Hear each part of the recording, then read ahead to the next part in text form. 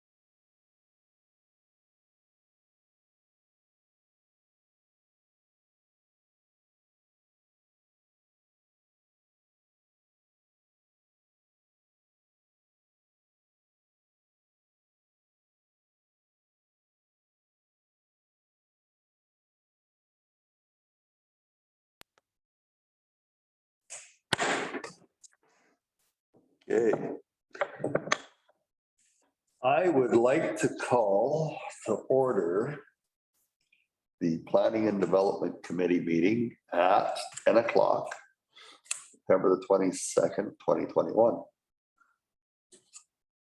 So approval of the agenda, recommendation that the Planning and Development Committee meeting agenda be for September 22nd, 2021 be approved as circulated. Yes, yes. Everybody's in favor. You should just ask if there's any abstention. That's the third guy's way.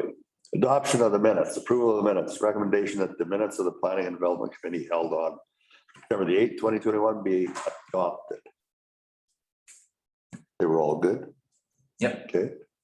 Approved. Development services update, current development application. I think this is you. Yeah. More. Yeah, so there's the most up-to-date version. So yeah, I think we did change that on the 530 Main Street to Planning and Development Committee will consider it today, and then that would go to the next meeting in front of council. One new one is that temporary use permit. And I think everything else this group has seen before.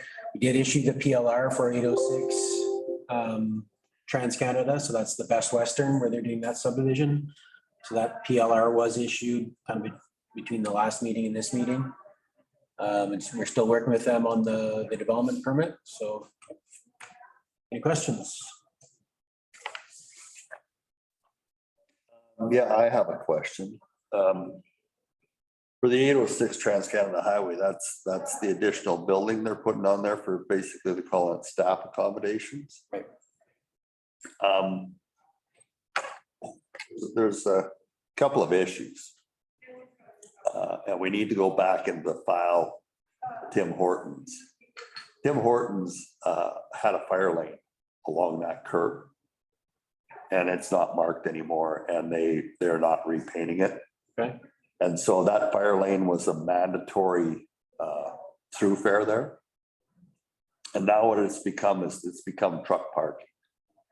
Because the other day the RCMP were going through there, so I just stopped him and asked him, like, can you give this guy a ticket? He said, no. I said, well, there's a sign on the road there that says no trucks. He says, yeah, that's your sign. In the district of Sycamore sign. So we don't enforce that. Doesn't mean anything. Our bylaw officer would be the guy that could enforce it. He's the only guy.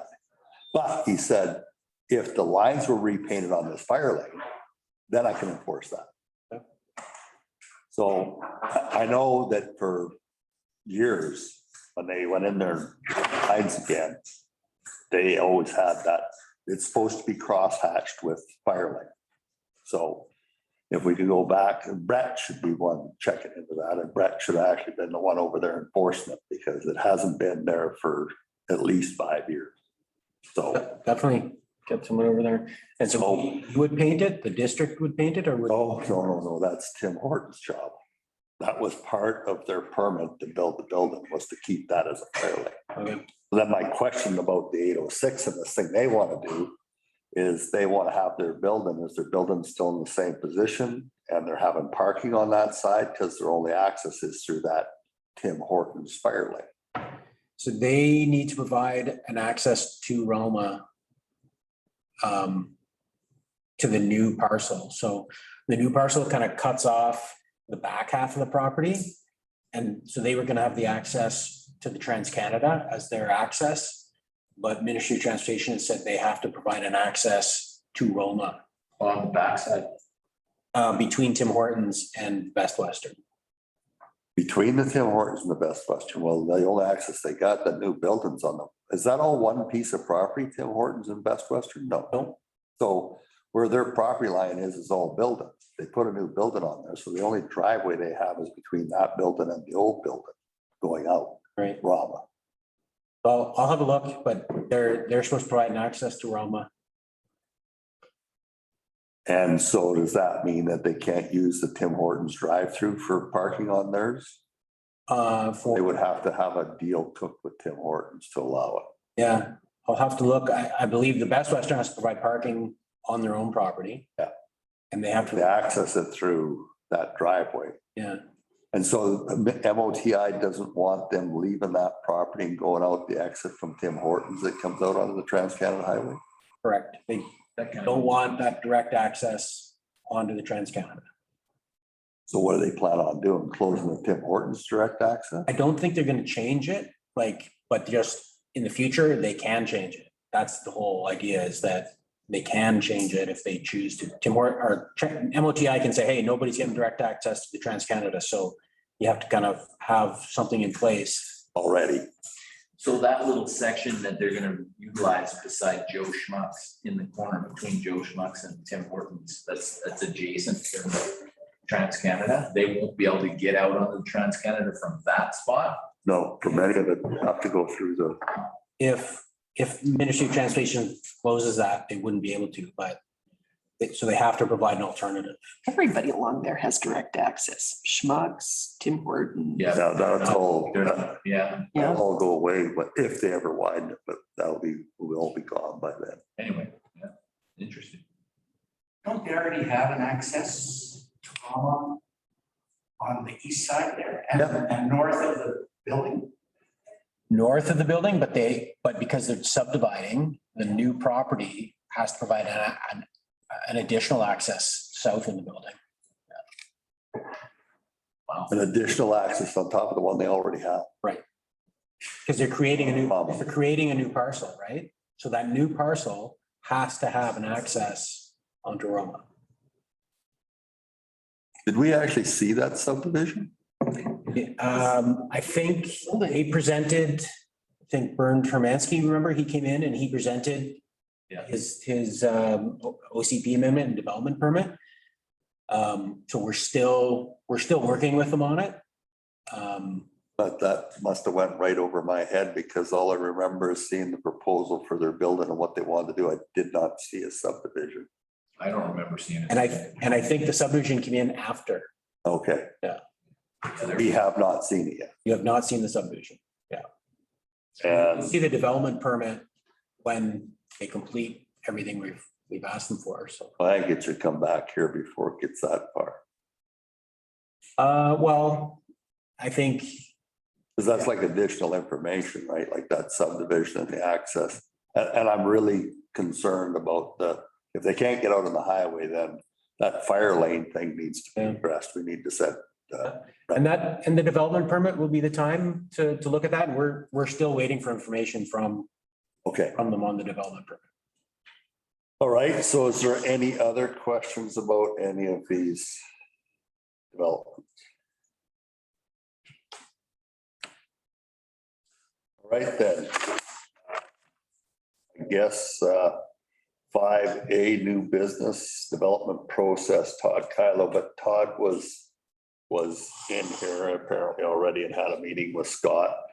But I asked for it to come on the agenda mostly because I was getting tired of getting phone calls about why the process takes so long.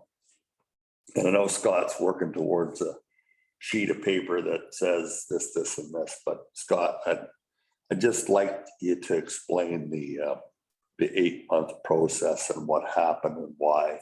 Yeah. So that we are, I know it's, some of it's provincial, some of it is documentation. So if you wouldn't mind just explaining it. And then So when we do like a PLR, it's essentially like a list of conditions, right, that you have to meet to get your subdivision. I think there were like looks like there's 13, but really there's 4 things left outstanding. One of them was the contaminated site profile. So because there's an industrial use on the site, and when you fill out that site disclosure statement, you know, Todd checked yes, there is a industrial site, that automatically goes to the province and you start this provincial process. The province recently changed it and made it a lot more confusing and a lot more difficult to get through. So it took, from April to now. So 5 months for the province to finally say he can move forward with the subdivision as it is. So that's cleared up. So then it left the 3 outstanding items. 2 of them probably were pretty much cleared them up. All of them probably are very close to being cleared up. It was just a matter of when the lawyer sends you the registration, it's nice that the lawyer sends you, you know, all the information we're looking for. So, hey, here's the 4 things as well. In this case, the lawyer sent the registration. I was like, well, I still need these 4 things. So Todd and I have been going back and forth, trying to figure out where they are. Telus and Hydro, likely we're done at an earlier subdivision. So Todd and I have to go into our files and find out where that is.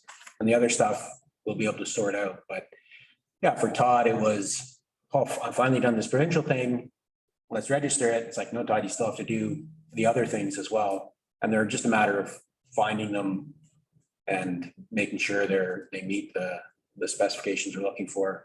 So one is parkland dedication. One is there's a building that's encroaching on one of the lots. So he's going to adjust the lot line, an easement for a water line that or for a sewer line that we actually probably don't need because of the way the lots are configured. So the surveyor confirmed that we're not going to need that. So well, met with Todd this morning. He left happy, I think, and I think we'll be able to move forward. so just for clarification,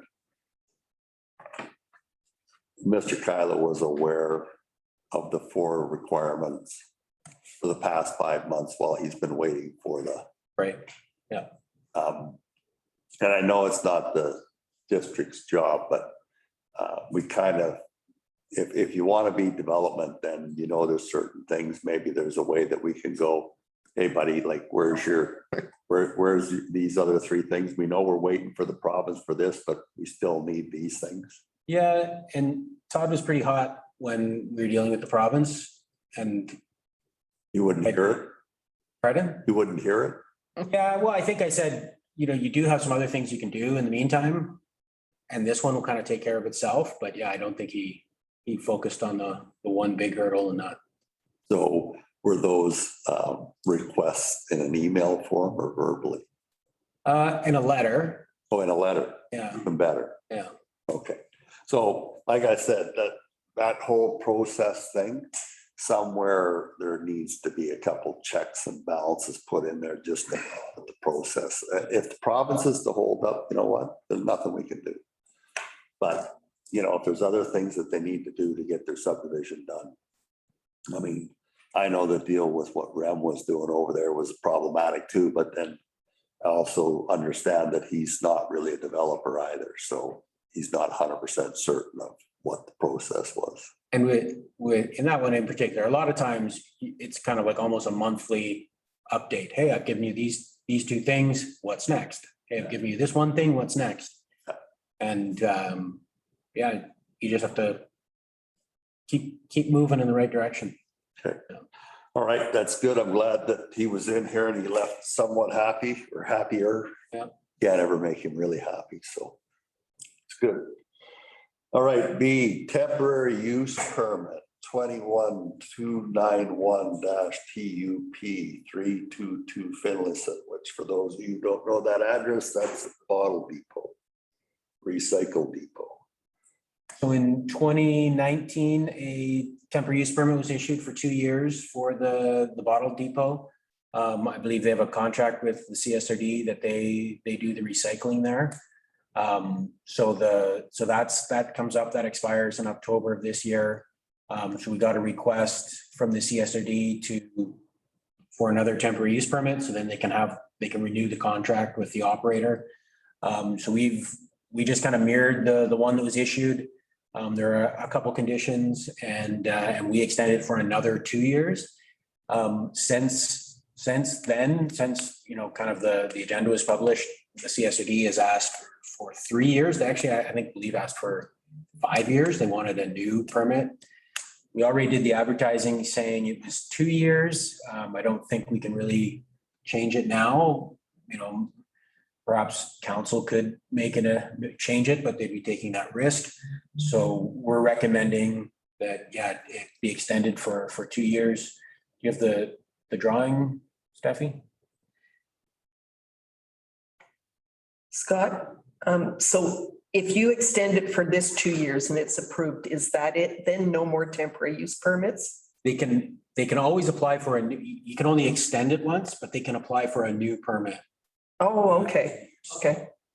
This one will extend the existing one for 2 years essentially, and they can apply for a new one. Conditions were that the owner must have a business license. The CSRD has to have it. We have to have a contract with the CSRD, and then no structural changes to accommodate recycling services are permitted. So I believe that was put on the original temporary use permit, and we've just carried those conditions over. So staff's recommending that the temporary use permit be issued. Go ahead, Terry.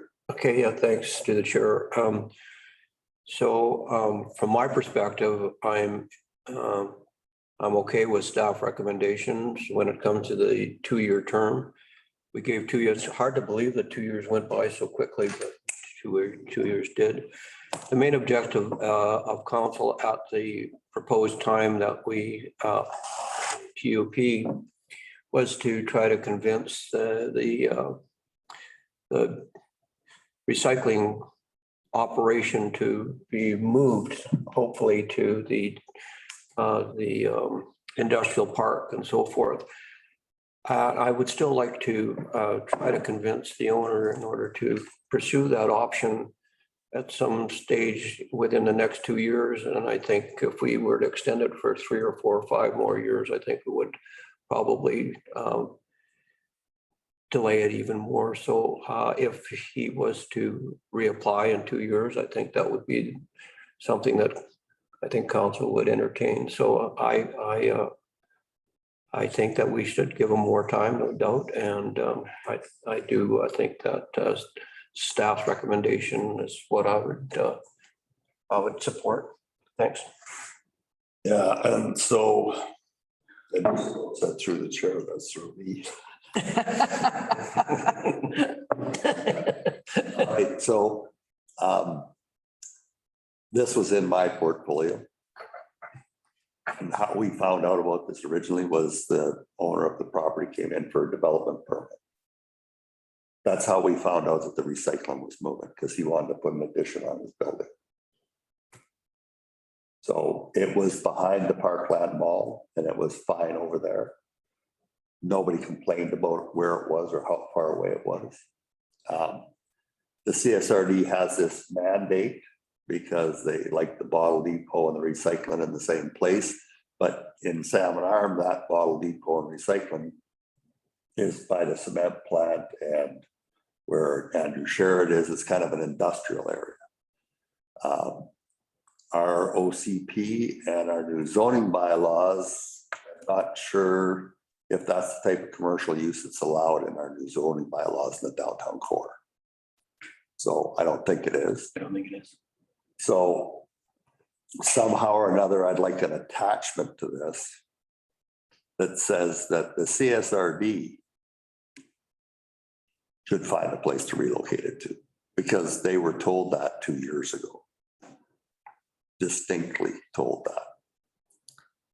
So if they in writing would agree to work with the district to find a place and with that owner to find a suitable place to move it to, it would be beneficial to us because we extended for 2 years. They come back, they apply again. Maybe the next council is going to go, okay, it's good. So I'd like to check with staff on what we have in our toolbox that could say, this isn't going to happen again. Like we're going to start getting some development and that has to move.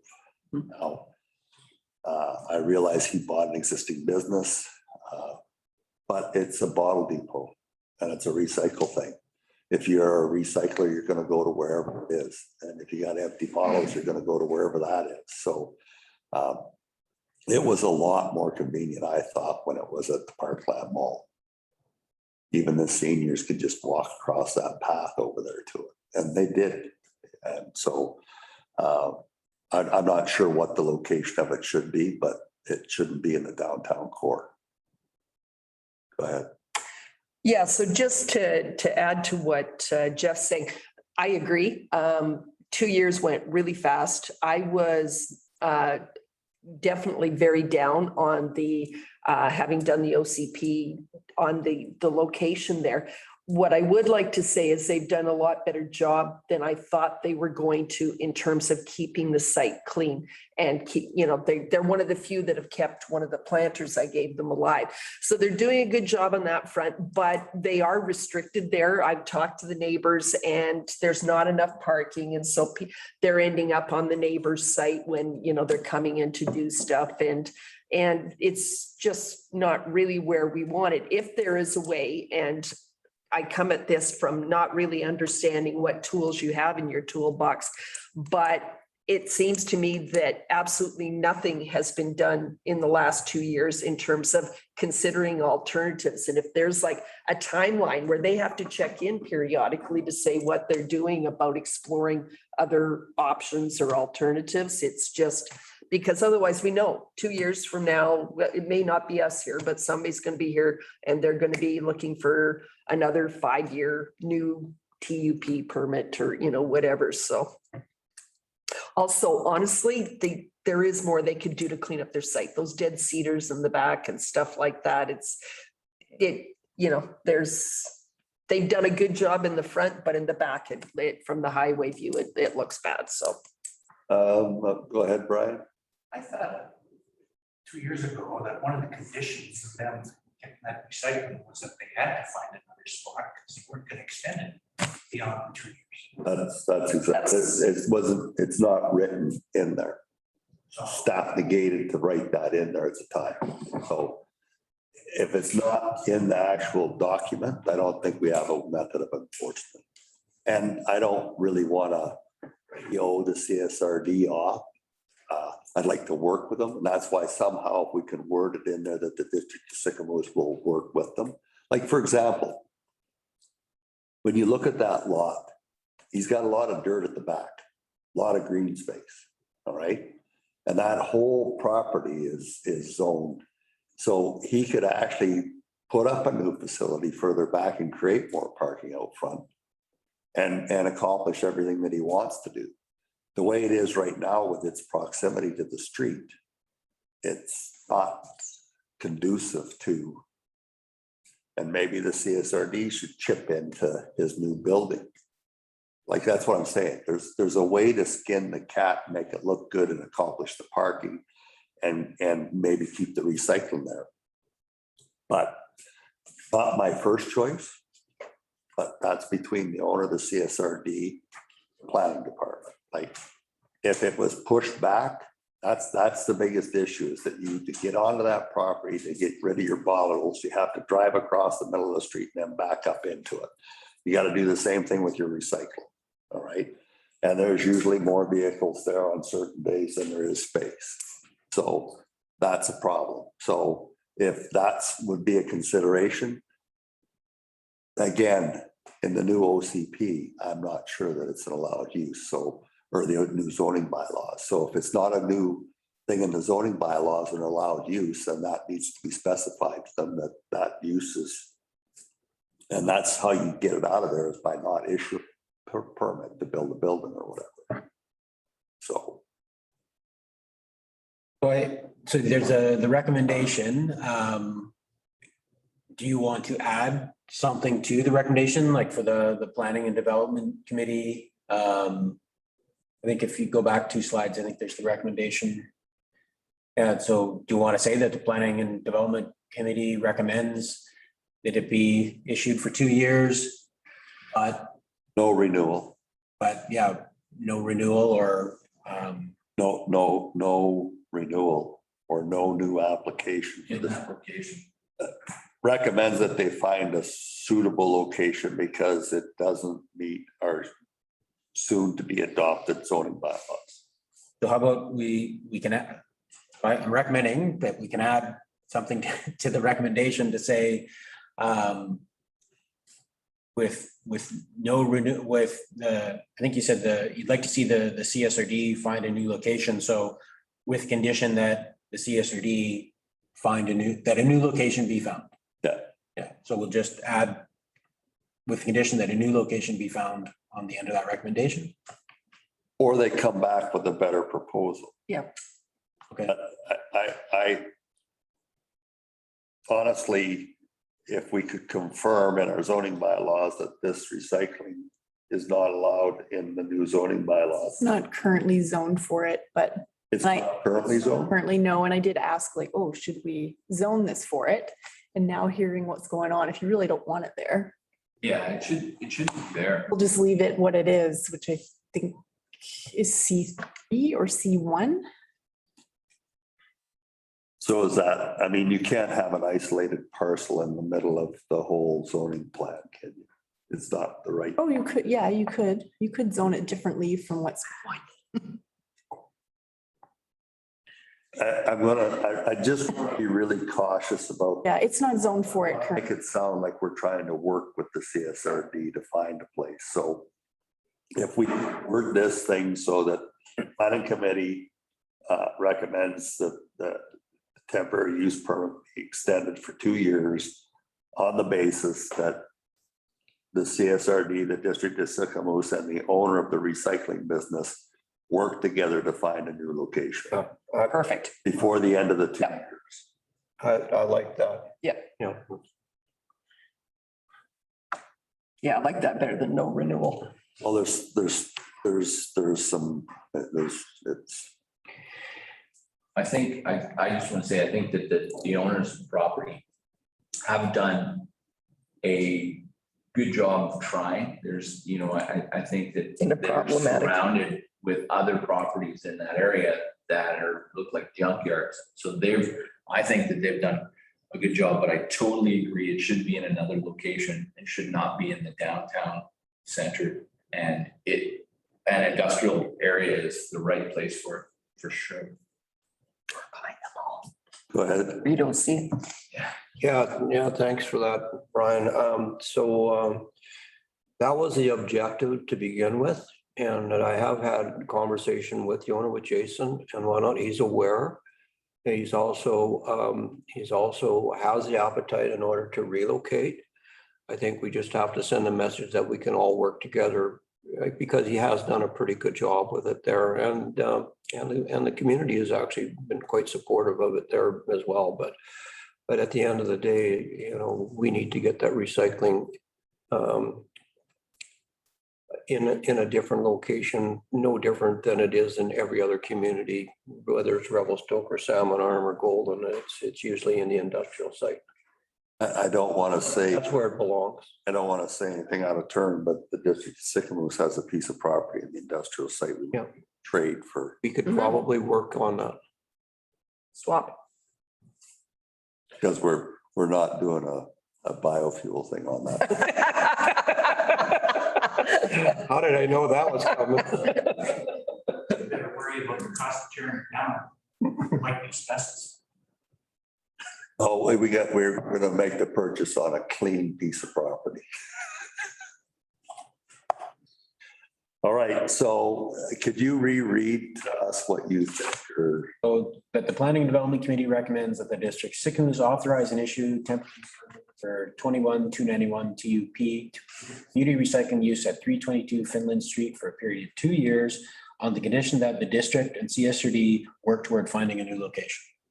With The owner. Current owner, And the owner. with the current owner.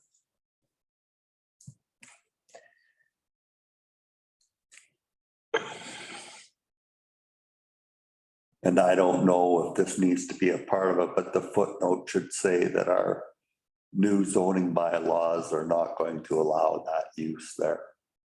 I don't think we need to say it in the recommendation to council, but I'll mention it to council. Yeah, when because we're gonna hear from Mr. Ben Nostradamus. So.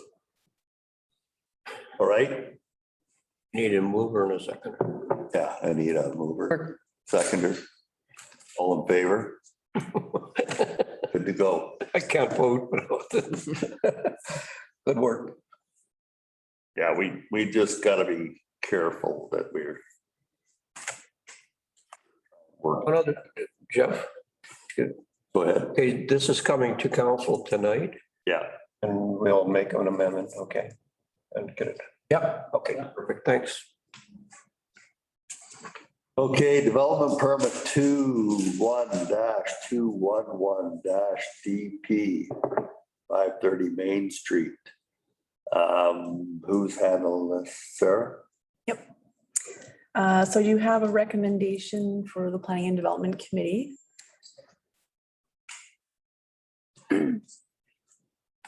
So location, this is for the back portion of the property. So the owners own both 530 and 534. But this is only for 530 presently. So this would be all the portions that do not include the existing building, the parcel that that's on.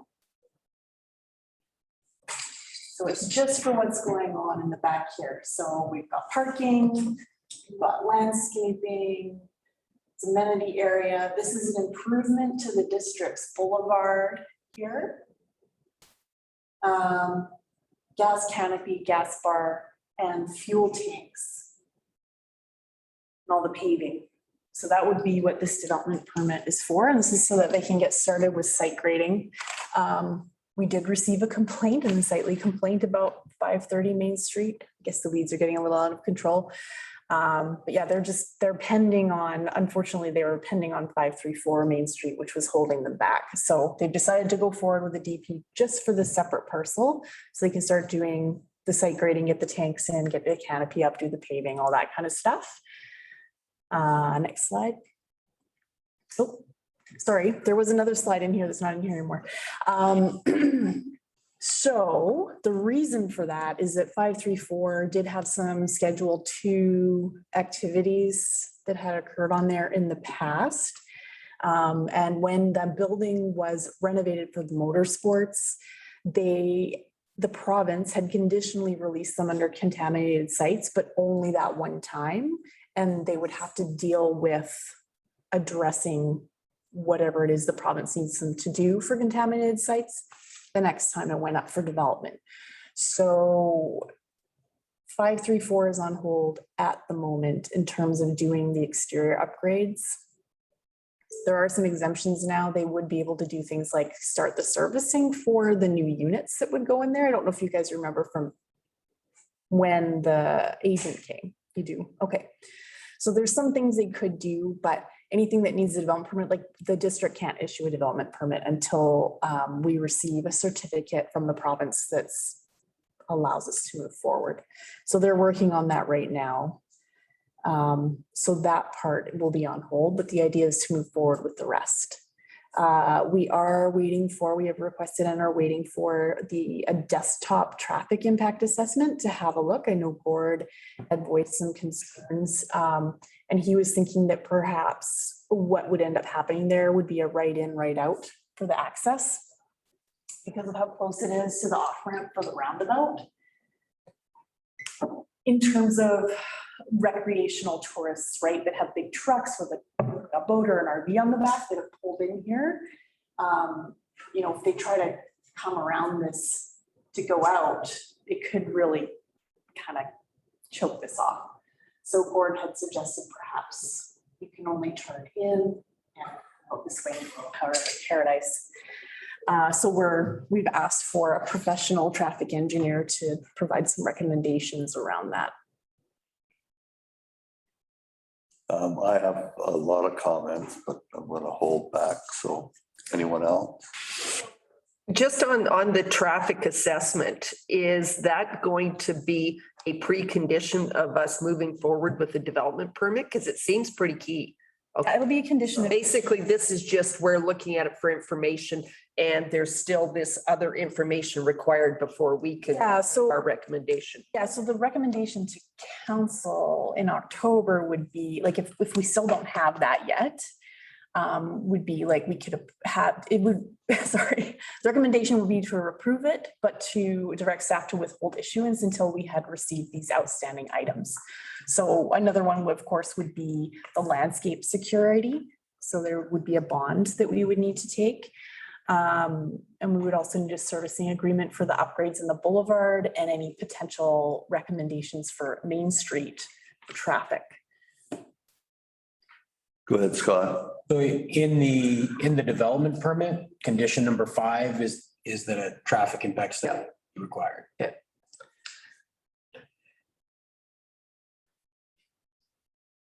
Go ahead, Brian. I have a question. Has the owner of the property spoken to the district before they purchased the property? Yes, extensively. I mean, we weren't speaking directly with the owner, we were speaking with their realtor. Okay, We provided them with an information letter. They received all, like, the copy of the zoning, the development permitted guidelines, all that information was provided to them. The past development permit on the building. I'm just trying to think where the contaminated sites thing came in. They were provided through the sale. They didn't get that from us. That was through the owners. They received a phase 1 and 2 environmental assessment. Okay. But that doesn't negate the fact that they still have to provide that to the province through the provincial process to get any freezes lifted. Right. Government approvals. Yeah, I just think it seems odd to me with specifically the traffic problems. You know, the access to the site, it just seems like, you know, I would have thought that they would have been a little more alarmed before they purchased the property about that problem and not being able to get onto it through Transcanada. So, but you know, obviously. Right in, right out for. Which was, I mean, that was raised with them early on. It was like you start talking to MOTI because their initial idea was that they would have access at the back there off Transcanada. And, you know, Jeremy and I were both like, you need to start talking to MOTI like now. Right. And this will be an issue down here. So. And this is just a, you know, opinion is, you know, just generally, we having this is on Main Street. This is not on Transcanada. This is a Main Street property. And a gas station on Main Street in the Gateway area, the OCP, it doesn't seem to me it's the right use. Yeah, I think there's a lot of problems with this. And it baffles me that it wouldn't have, before they purchased it, there wouldn't be more, they wouldn't have more concerns, but that's their business and they've put their money out too. Yeah. But, No, they did talk to a couple counselors and other people at the district as well, and it sounded like they had some support. This area up in the back here, this is a future development area. They're working on a Yeah. plan for a hotel. The last time I spoke to them, it would be elevated and the ground level would be arcade for the hotel to provide parking. So that would be coming forward here. just, yeah, we have other gas stations that have gone under in along Transcanada there, and it seems like that the location for a gas station should be along Transcanada with the other ones With access. with access. So, and anyway, that's my take. So as a reminder, this will include 3 restaurants as well. Yes. Convenience store. So it's a comfort center model that they've already built out in Merritt and Yep. somewhere else, like they built a few. Yeah, I went and toured that. and Yeah. Looked at it. Okay. Go ahead, Bruce. So that property, both pieces of property were bought by the same company? That's correct. And their vision is to take Mountain Park Sports Building and turn it into a food vending business, right? Yeah, so there would be 3 restaurants inside that could also, so there's 2 drive-throughs, but they're also accessible from the interior. I didn't include any of that information because the permit's not for that. But the building front would be reoriented over here. And there'd be like a convenience store type area here. So similar to the A&W, like you can access it from inside the convenience store, if that makes sense. So there's would be, I can't remember which restaurant's going here, but there's one here, one there. And the rest is the convenience store. And so, so this is all depending upon the study that we're gonna, and the main part of this would be access. What I do like about this is the cosmetic side of it, because as it sits right now, as it enters into our town and over the time that the owners currently are prior to this, I mean, it's been an issue when it comes to unsightly premises and whatnot, and this could be maybe the entrance into our town, and it could really accommodate where we need to go with it, but that needs to be certainly part of the conversation when and I see that That is a huge improvement. landscaping and whatnot. Yeah. The roundabout would feel a lot better with all this in there, and then they've put in along here as well to screen the drive-through. I was really clear with them about that. I was like, I don't think drive-throughs are popular here. You're really gonna want to make sure that, you know, you elevate As long as it character, As so. long as it passed the Deb heat test. All right, good, I'm good. Thanks, Joe. Okay, so a traffic studies should be mandatory, that right in, right out. We were there this morning. I said, you know, I'll go hook up your fifth wheel. This is gonna be a tough place to get into with an RV or a boat, especially a boat. Some of these new boats, the length of tongue trailer on them, like they're gonna need a wide driveway to get in there. So the traffic, if that's their one way in and one way out, because an OMOTI is gonna give access. Yeah, and they've, Won't even give us access for a road, so why? okay. Yeah. They've already done the analysis for the fuel truck, like the double fuel. That'll be coming in during like early in the morning or really late at night, like after traffic. But they've already done the assessment to make sure that they can come in and out through here. So in terms of a recreational traveler, that should be fine, is what they're telling me. Okay, So, so my next comment is town center commercial zone. It's dated 1993, so is this the old zoning or? yeah, it's consistent with the old one, but it's also consistent with the new one as well. So I thought in the new one, I have some points because we haven't finalized our zoning bylaws yet. And that this was one that I wanted to go through in our gateway to start with. Nothing to do with this piece of property, but in the old one, when you read accessory buildings, apartment owner, educational facilities, entertainment, food and beverage establishments, a neighborhood pub, office, commercial, retail establishment, service and repair establishment. Do we really want a service and repair establishment downtown? Like, does that include like There's a, Steve's Garage on the corner over here? yeah, I was looking at that in the new one too, because of the whole gas bar, and I think it's a combined use right now. Are you able to look at it, Scott? But In terms of like gas bar isn't separate from service and repair, because they usually go hand in hand, right?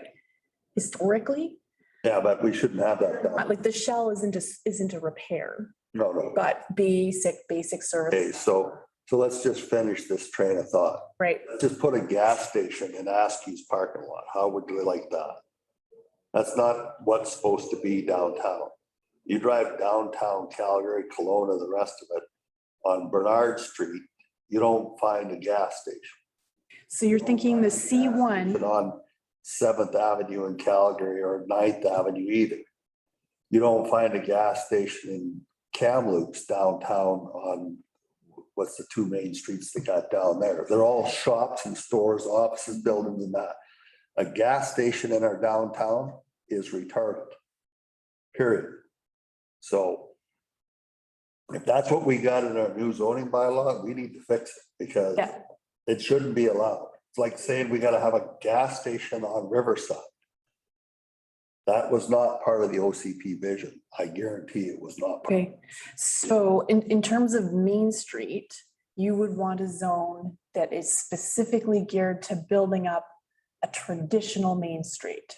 This says town center commercial, Yeah, a traditional Main Street, not with a garage on the corner. You know, that's 1950, that the garage was on Main Street with the car dealership beside it and the service bay beside that. And then later along came a body shop. But then eventually that all went by the way of the dodo bird, and that's not there anymore. So it's not a mixed use town center. Town center should also should have in our zoning bylaw, no box stores in our downtown. We want to create diversity, not yeah. 7-Eleven and Tim Hortons and A&W and Kentucky Fried Chicken all in a lineup on Main Street. That's not the businesses. Yeah, unfortunately, we can't zone against that. We can set like a maximum floor area. Like in terms of like create a zone that's not typical for that kind of format. Yeah, so Have our, So I just want to finish this because then you get setbacks for commercial buildings and structures. In that zoning bylaw, you specify fuel pumps. That needs to be removed as well.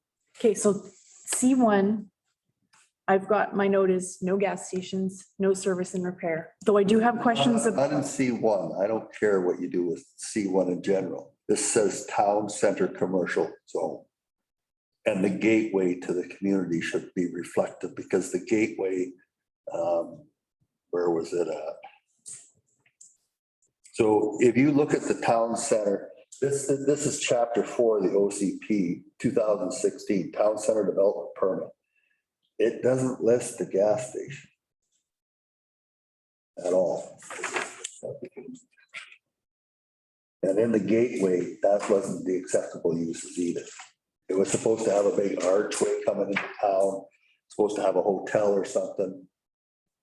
Like, I'm sorry, I realize that our staff is all in the last couple of years. And we're way too long getting the zoning bylaw done. It's been 4.5 years. But when we are not even finished the review yet.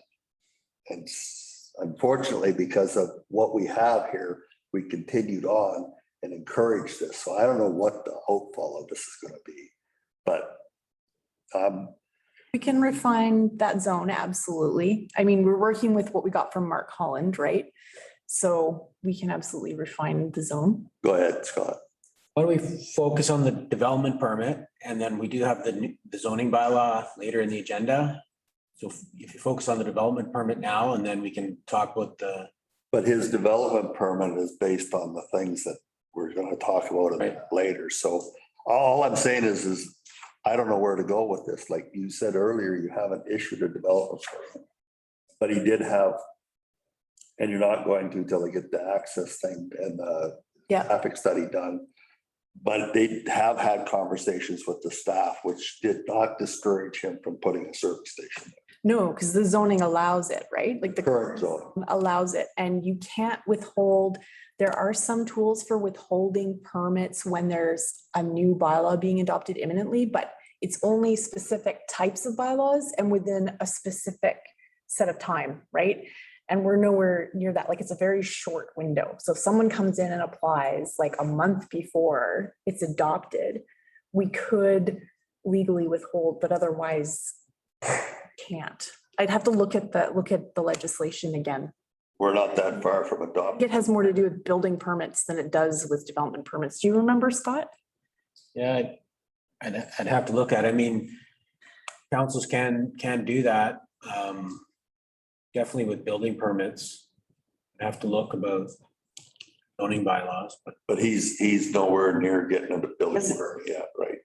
And he hasn't got his traffic study yet, which, so by the time he's actually, He does have a traffic engineer. He's had one like. no, but it's not done, which means that this isn't ready to move forward yet, because that's one of the conditions of, anyway, sorry. I mean, if he wants to put a hotel there, fill his boots. Again, it's still gonna be an in and out thing, but it's not like a convenience store. I mean, all you gotta do is go to 7-Eleven, sit there at 6 o'clock in the morning and sit there till 8:30 or 9 when people are going to work. And just watch the in and out and the flow and the rest of it. And that's what you want at the access directly in front of getting into Sycamores. Not good. Not good at all. Like, we will go to the zoning bylaw portion of this, but when I read this stuff, I'm going, it's allowed use in the old zoning. And that's what I said, there's not much we can do with it, except that if he hasn't got any permits or anything yet in the new zoning bylaws, I have no desire. And I don't think anybody in this community has any desire to see a service station on Main Street. Let's build a service station on 200 Main Street. Perfect. I mean, you certainly wouldn't see it from Main Street. You're only going to see it from the Transcanada. What, this? The canopy, all you're going to see from Main Street is the vegetation and the building. You're not going to see the canopy. Well, you're gonna see the traffic. Yes, no, I'm aware of that. So anyway, if he hasn't got to the permit stage yet, we're not that far away from adopting these. They're close. Like they were wanting their building permits for that building like long ago, but they were on hold because of contaminated sites. So like they would have gotten rolling on this like in the summer if they weren't. I think it wise that we have a look at the zoning bylaws and have a discussion about that, and then maybe have a discussion. I mean, maybe everybody's gonna disagree with me. I don't care. That's my personal opinion, but I know when we drew up this vision, it did not include a gas station on Main Street, any place. I see one on 417 and 421. That's a perfect place to put a gas station. Don't you think?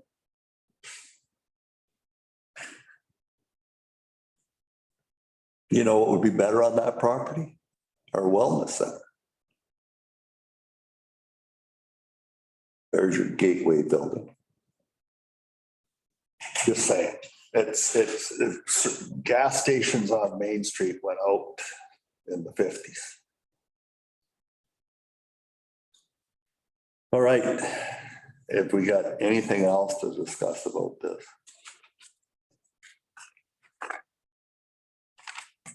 there is a recommendation.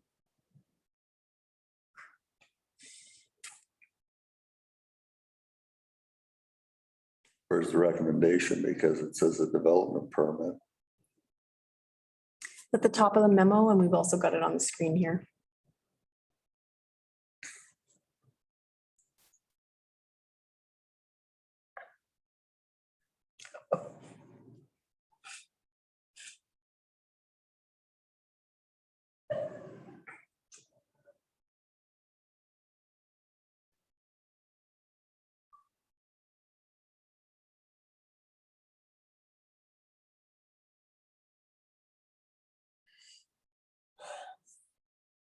So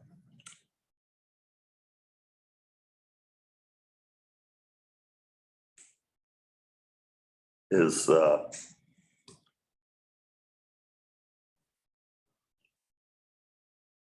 don't see the words. Am I missing it? A development permit is issued, like there's no recommendation. It's on the screen if you want to. You're not gonna like it. Did I not get the updated version?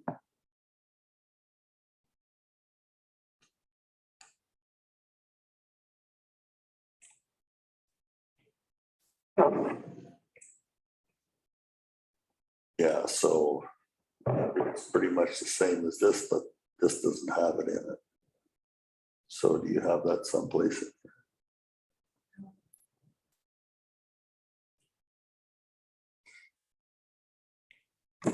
Okay, I got hit the wrong button, sorry. So the recommendation is that the Planning and Development Committee recommend that the council approve a development permit 21-2111-DP for the property legally described as lot district lot 497 Kamloops Division, Yale District Plan 2371, except plans 87355 and 12390 and 13401 and H664, KPA 57835, KPA 63992, EPP 61095, and EP 109190, located at 530 Main Street for the development of a service and repair establishment consisting of a gas bar, canopy, pavement, parking, waste storage, enclosures, and landscape. I need a mover. Yeah. You gonna move this? Well, no, you gotta move it so we can have a discussion. You're gonna be first, you're gonna be second, all in favor? Yes. Any further discussion? Okay, so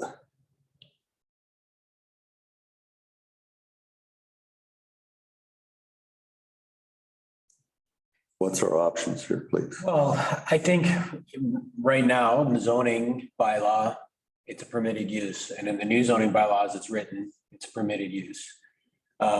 This is essentially for the form and character of the permitted use. So what we're considering is not that it is a gas station, but the layout of it. Definitely hear the concerns on the traffic impact, and that's a condition of the permit. If I mean, this committee can recommend, can defeat this motion, it doesn't go to council. You can make a new motion having advice for council. You could also pass a motion having advice for the owners. Right now, staff has been working for, 5 months with these owners. It's a permitted use. They've done a pretty good job, I think, of meeting the form and character of the development permit area and what we've asked for. And I think if we went back to them and said, we have an issue with the use, I think it's, we're trying to build trust with people who want to come and develop in Sycamoose. And after 5 months, all of a sudden we have an issue with the use that's permitted use in the zoning bylaw.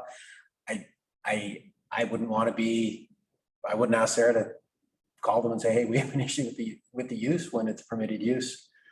So your options, you can pass the motion, defeat the motion, have a new motion giving advice to council. You can have a new motion giving advice to the owners. You can give advice to staff. You have options. I just think that right now it is a permitted use, and I know for staff, it would be a very tough phone call to make, say, hey, we have an issue with the use you're proposing, and gas stations make money. And I imagine when they purchased the property, they did a business case for having a gas station here. Without a gas station, it's going to be a tough pill to swallow for them. Well, I guess my concern is, the AFD closed. It's a gas station. It's got pumps, new pumps, and everything else there, and they closed because they didn't get enough business. All right. The Chevron and the Shell seem to be doing all right, and the Huskies, Esso, whatever it is doing okay. I don't know what the logistics of the gas business are. I'm not in it. I don't want to know. I don't care. I assume they did their own research to find out, but we do have one that's closed, and across the street from it, the Petrocan closed probably 10 or 12 years ago. And so, and the AFD had been there for a long time already as another name. But when Petrocam pulls out and the AFD closes, you got to wonder how much gas business there is. All right. The 7-Eleven's doing good, but again, it's right on the Transcanada. And, you know, they've done a bang up job in there. They employ lots of people. But I know for a fact, and it's too bad that 5 months ago when we were going through all these zoning bylaws, that service station in the downtown core wasn't caught, because it should have been eliminated before it ever even went to the public. So that's the only issue that I have. I understand it's a continued permitted use today under our existing zoning bylaws.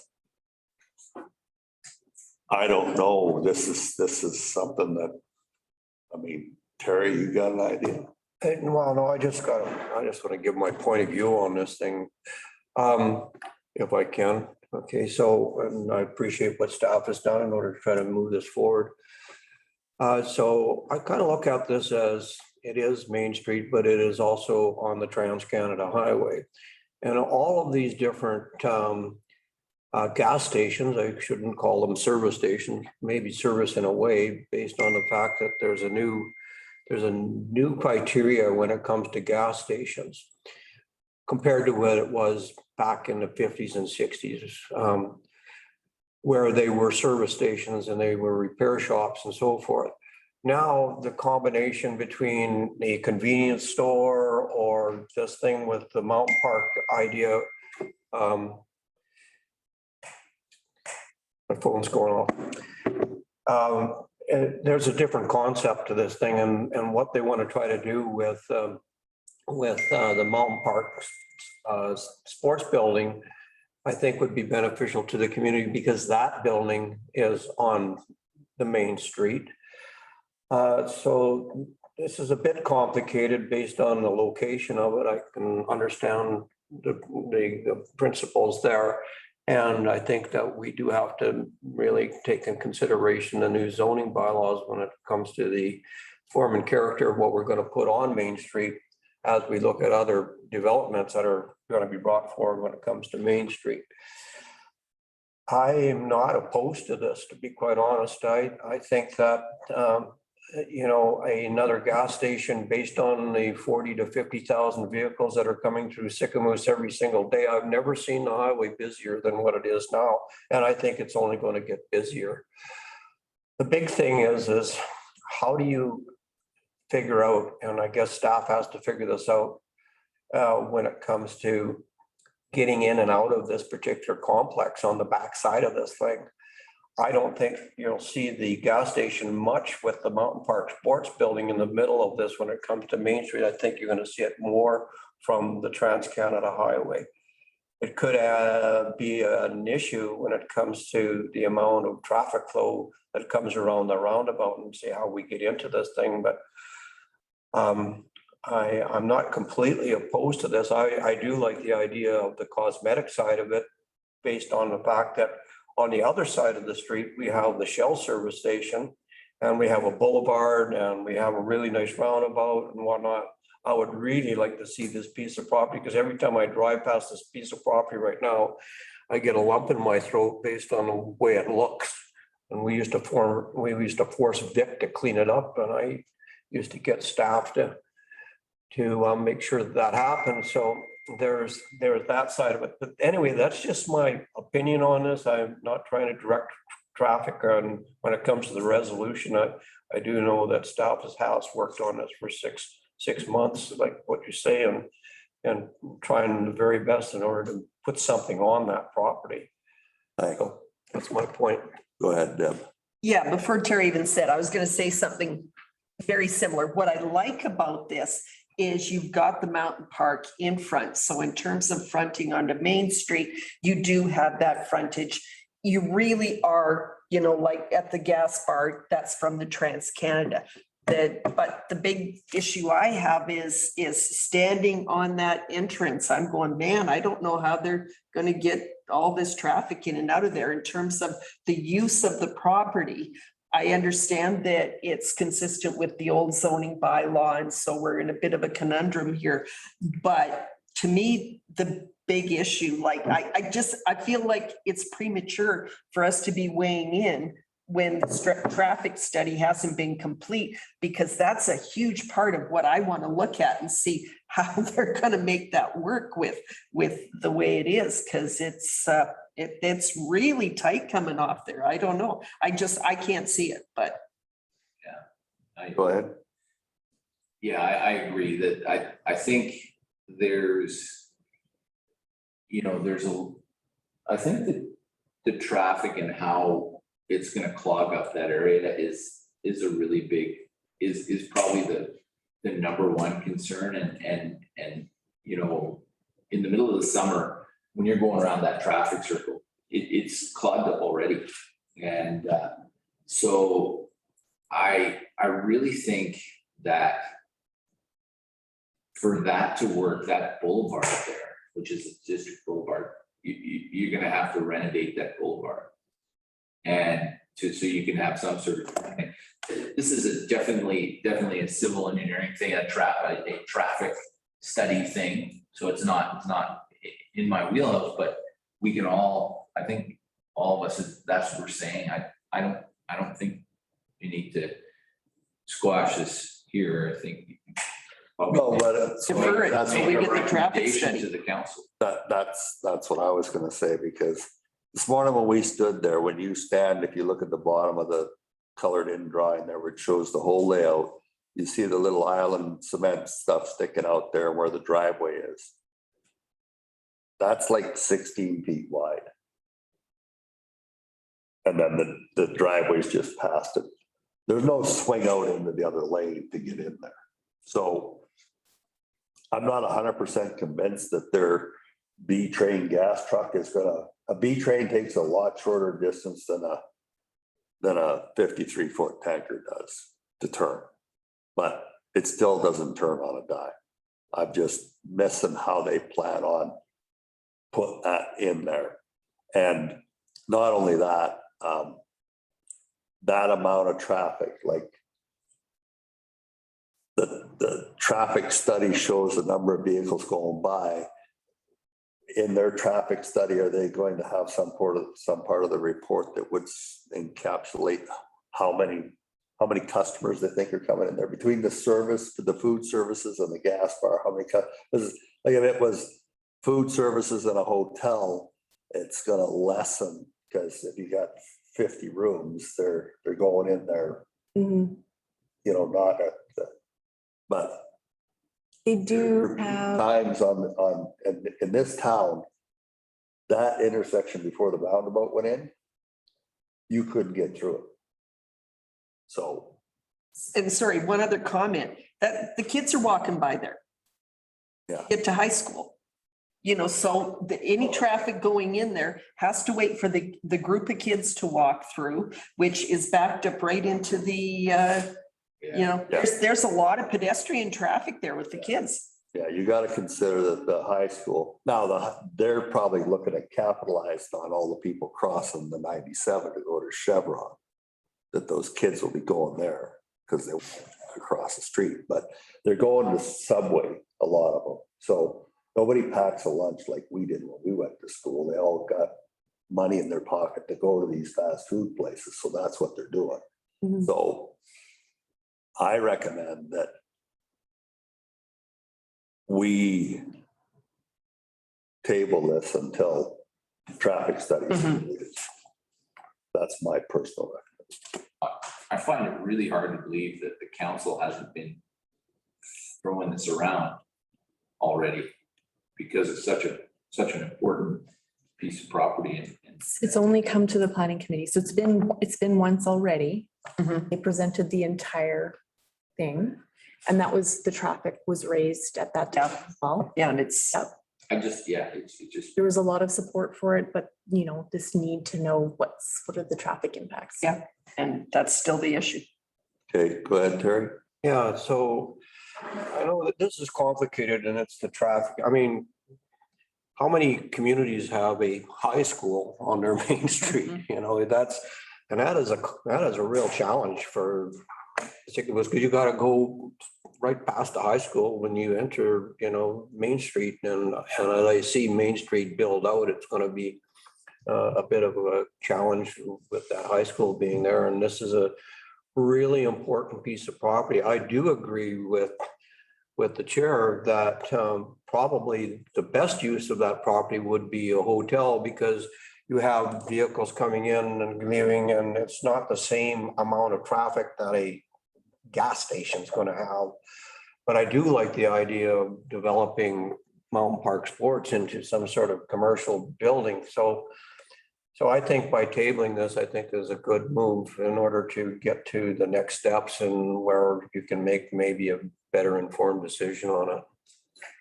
And just one further comment, you throw out the thing that they talked about in the future, putting a hotel in that back. What are they, by the time they're done the setbacks, what are they putting in? One straight up tower? Because there's no room left on that. Yeah, they've got some preliminary plans kind of sketched out. I can't remember how many rooms they were saying. They weren't ready to share that with us yet. They're still working. Well, if they're doing, like I said, the traffic study needs to include the consideration of the kids walking by. Because all you gotta do is go out there and stand there and watch at 11:30, the kids going. It's and they stop the traffic because they don't care. They just walk off the curb and keep. And that in and out, that's a lot of traffic in and out, and they're going right out of there. And then what are they gonna do? Do a U-turn on Main Street? Or are they gonna be educated because, the D-Dutchman Dairy has a high density of traffic coming in there, and they go in there and they buy their ice cream cone, and then they drive up the end of Mayor Road and sit in the Transcanada Highway to make a left-hand turn. And then they bugger that road up for half the day because in the summertime, you can't make a left-hand turn because there's no signage telling them to go the other way to the traffic circle. Yeah, so that's what's anticipated, is some recommendations to mitigate, right, for improvements on Main Street. So potentially, extension of that median here to prevent people from trying to cross here, for example. Which will make it even tougher to turn in there with an RV. Where they come in, so they're coming. Because they're gonna be backed up trying to get out. Yeah, that median there you would extend so they can't go left, but that would mean it's gonna be, It could mean even like those, those soft, like if you drive into it, it'll flatten. Because of the space there. It might not be like a hard feature, it may be painted lines and those, do you know the ones I'm talking about? Anybody know what they're called officially? Yeah.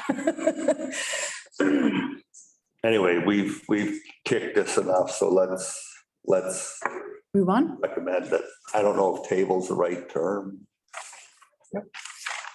Table it until we see the traffic study. nice landscaping. If that's our recommendation, I think we need a mover and a seconder on it. Okay, all in favor? Yeah. Okay, thank you. And I apologize. Like I said, there's so many moving parts to this thing. And we have a piece of property on Shoe Swap that, because of our existing zoning bylaws, the guy got to put a park model basically beside 1,500 square foot houses. Just drive down Shoe Swap and look at it. That's why. I love that one. That's my favorite one. With the yellow door. With the yellow door and the rock. Horrible, I love it. So just saying, That's why it's crucial to get these. So housing strategy update. Who's got this one? I've got that one. All right. So we had an update with City Spaces, our consultant, who's doing our housing needs assessment. It's a legislative assessment, so mind you. This is the first step in moving towards updating our housing strategy, which is fairly old. I don't know if any of you are familiar with it. So at this point, they've collected the bulk of the data, mostly from Statistics Canada, and they've done some preliminary analysis. They've identified some gaps in that data. So there isn't a homeless count for Sicamous. There isn't a housing unit count for Sicamous, like how many actual units we have currently. And then they also need to do some data scraping just to kind of, for another piece of analysis, have a look at the impacts of seasonal second homes on housing availability, as well as those being used for Airbnbs in residential areas, just to kind of have a look and see if that's actually having an impact on the availability of housing stock. So the public survey was extended to October 1st. It was originally scheduled to close September 10th. They've left it open. So there were 134 responses. Since they've left it open, we've gotten 5 more. So we've got 139 now, which is great. And we also elected to move the stakeholder workshops from last week to the last week of this month to give those stakeholders more time to be able to attend. They had some really low availability on stakeholders to attend those workshops. So they're hoping by bumping it, they'll be able to get better attendance and be able to get more feedback. That's going to help fill some of those gaps that they identified in preliminary analysis. Can I ask a question? That's a great notation up there. Move to September 29th. What time on September 29th? So we're going to be doing all 4 workshops throughout the day. I can pass that information on to you if you like. It was sent to the portfolio holders and the alternates, but you can pass it on. No, it's a key piece to part of our zoning as well. So. Just gonna add it in here, so I got it. Was that something you were hoping to attend and participate in?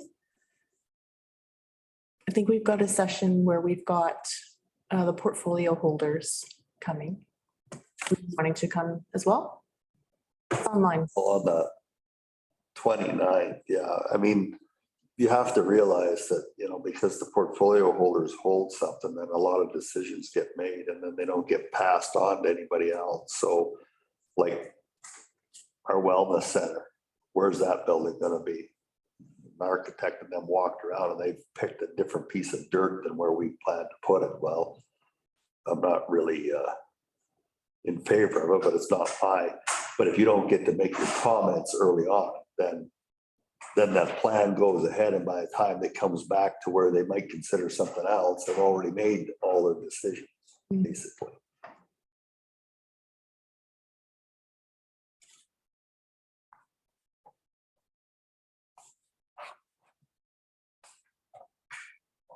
Okay, so we've dealt with that one, housing strategy. And who did you say was the one that was running the housing strategy?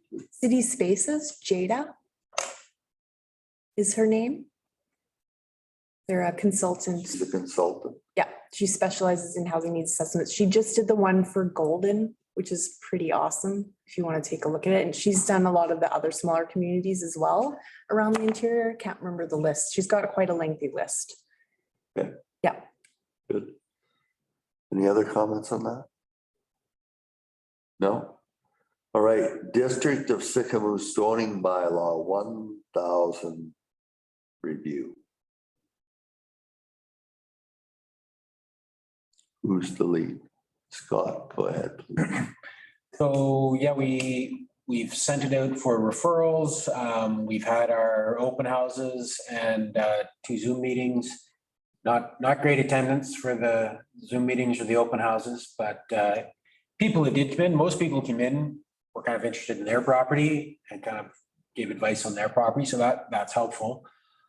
We've had a couple other meetings with people like the developers down at 2 Mile, and some other people have made appointments to come in and meet with us. So we have met with people and talked to people on the phone.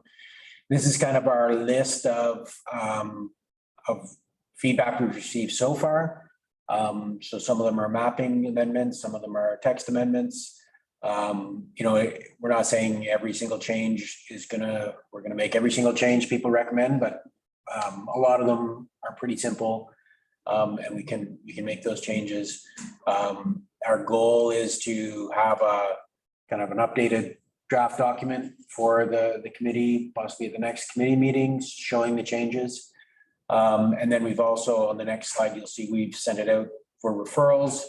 Still waiting to hear back from some of the referral responses. We got a pretty comprehensive one back from the Land Commission and Ministry of Forest and Natural Resources regarding the water zones. Adams Lake Indian Band had some comments. We are going to go and meet with Adams Lake and Swatson next week, possibly. And CSRD, I think they wanted to bring it to a meeting of some kind. But yeah, we're gonna kind of bump some of the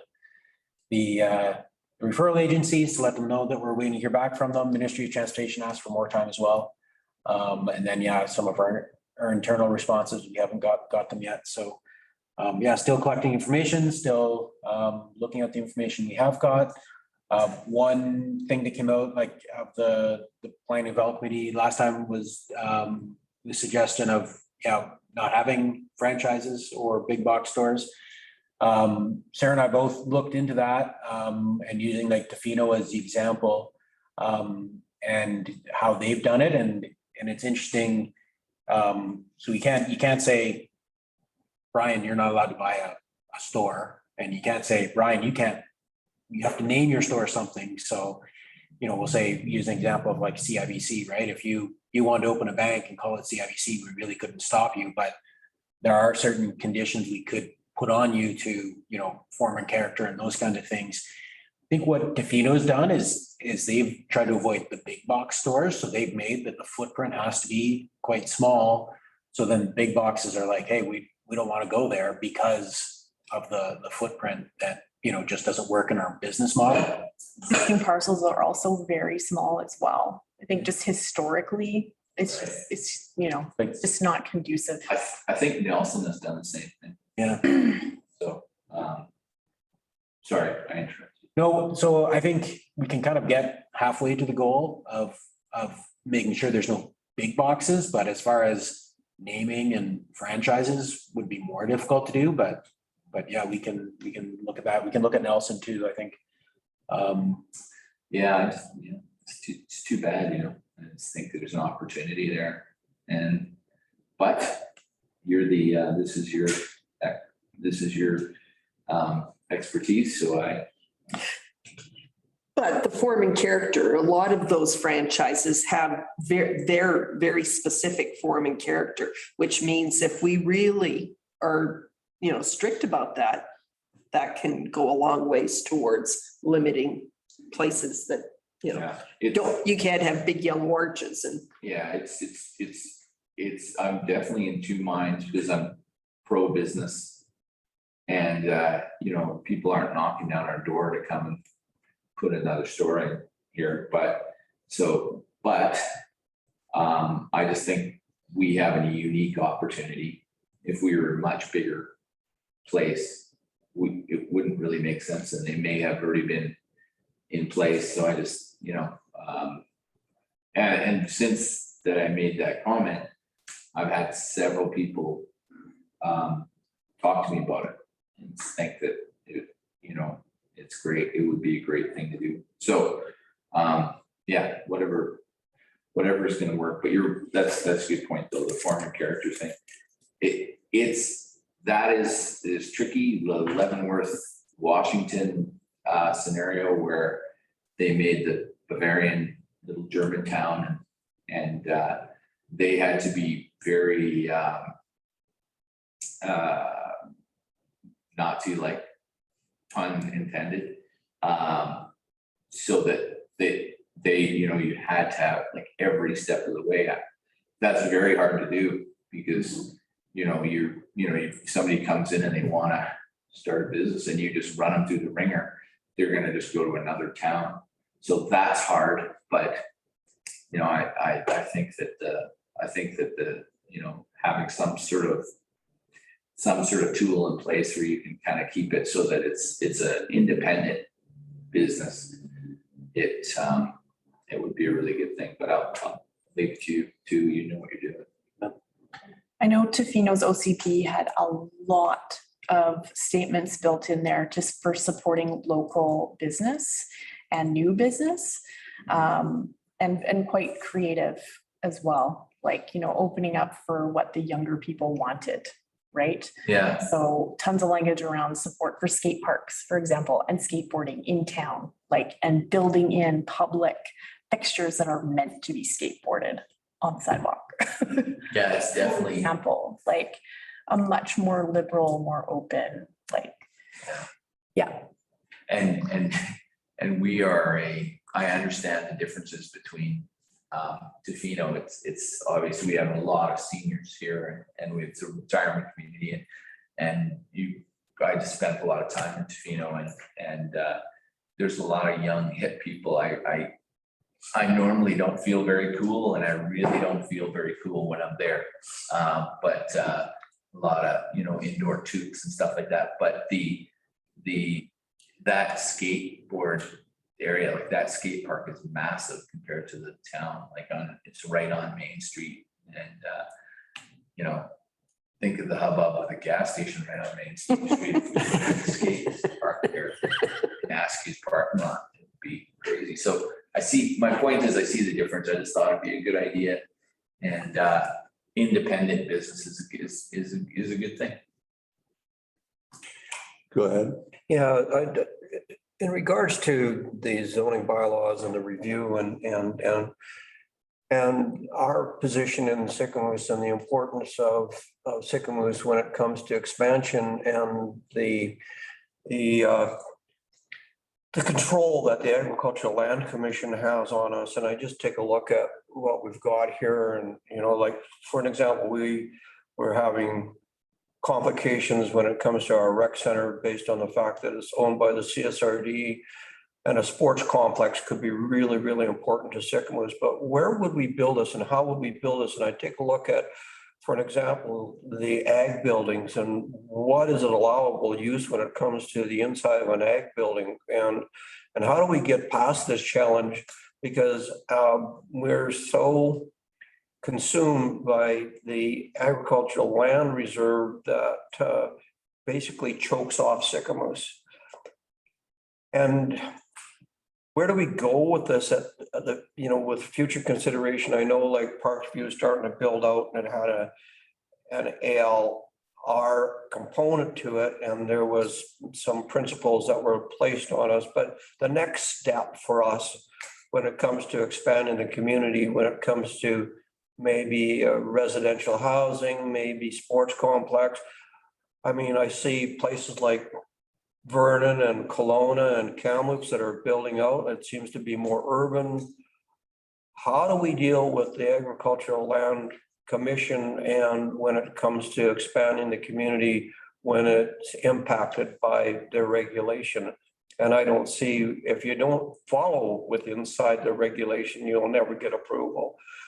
Anyway, it's a complicated sort of scenario, but it's a concern for me because I don't know what we can do when it comes to Sycamoose being what it is today and what it will be in 5 years from now based on these restrictions. Anyway, just comments again, but I don't know how the planning committee and how our planning department actually sees this at the end of the day. Densification, that's the way it goes. Yeah, we have an urban containment boundary, everybody does, right? Yeah. It's all about increasing heights, like in our town core, right? So that's what Mark was talking about, right? Increase heights, allow for mixed uses so you can start using the airspace to accommodate more use in the same area. So you think at some stage down the line, when we've utilized all the space that they've given us,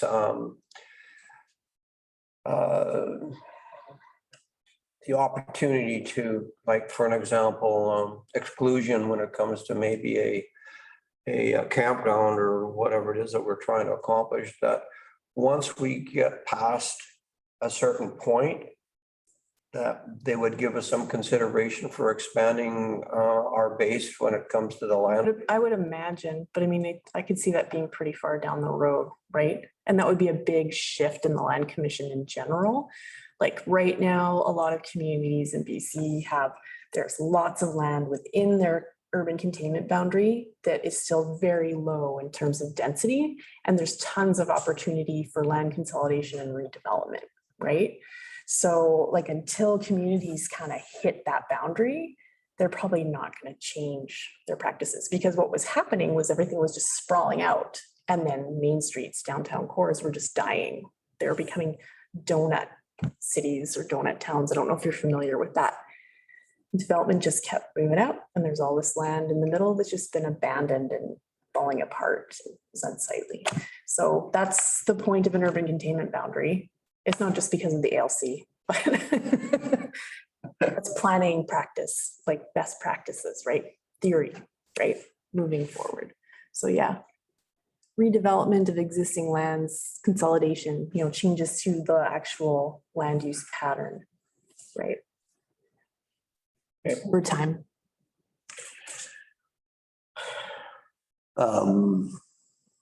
So to do with the ALC, are we going to adopt what they've recommended? Yeah, there are just some updates. So, and I had noticed this when I first started looking at the zoning bylaw when we got it from Mark, there was a lot of older references. So regulations had changed in like 2016, and then they changed again in 2019.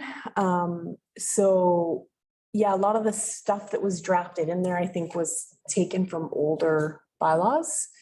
Like he reviewed a lot of different ones to try to put something together that would work for some. So it's just a matter of updating them to reflect their current regulations. They're fairly minor tweaks. All right, so I noticed that they have, for example, on agritourism, you can have 10 sleeping units. Yeah, and sleeping units includes camping spaces. Pardon me? Includes camping spaces. Oh, so not both, It's either or. either or. Yeah. Okay. And so now with their recommendations, that would mean that you don't really have to apply to them. You can create 10 camping spaces through a permit with the district. That's right. So that's one of the things we've done is updated that zone that's on ALR lands to recognize the fact that ALC allows it, and knowing that council really wants to see more campgrounds. We've added that as a permitted use. That's something local governments can regulate. There's these sort of accessory farm uses that local governments can regulate. And then there's, obviously there's uses we can't, and we just have, recognize that it's allowed. So this was one of the ones that we've added as an accessory use So, to the A1 zone. yeah. How the concern starts. You have 15 country residentials that are in the ALR. Yep. So those properties might not be of any real size, but Yeah. now they can have 10 campsites. And there's not, I don't think, was that? all I'm asking is let's just be sure that in the wording of this, that, that doesn't, so we don't end up with a gas station on their property. Percentage of land ruling for that, like, a good example, if you got a smaller country residential and is there have a certain amount percentage of the land developable? There's one of them that says 5%. I don't remember what it was related. We can certainly look at putting like a parcel size, minimum parcel size requirement, like a site area requirement in the CR zone for specific uses that we can regulate in the ALR. Because in general, like when it comes to country residential zone, we put that on those smaller lots that are in the ALR because of setbacks, right? Yeah. Because otherwise they're larger in the A1. So just to recognize the fact that they're developed residentially and they're in residential areas, and they're probably going to have smaller setbacks. But they're also on other properties that are larger that are not in the ALR, like the ones along 97A on the water, for example. Yeah.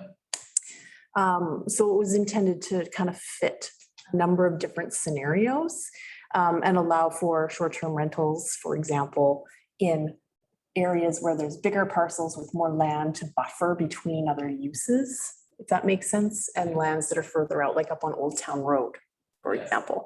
And yeah, those little ALR ones got folded in there. So we can't restrict farm use, but it wouldn't make sense for someone to farm on one of those lots, but we can't say, Yeah. sorry, you can't have a chicken coop over X size, right?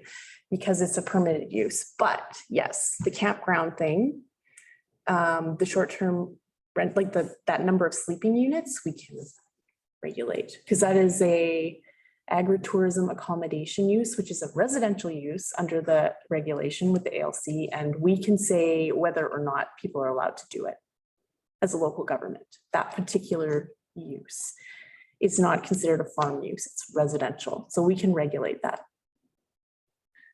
It's this going through the zoning bylaw. I don't know if anybody else feels the same way, but it's a lot of cases a dry read, but it just everything seems, a lot of it seems to make a lot of sense.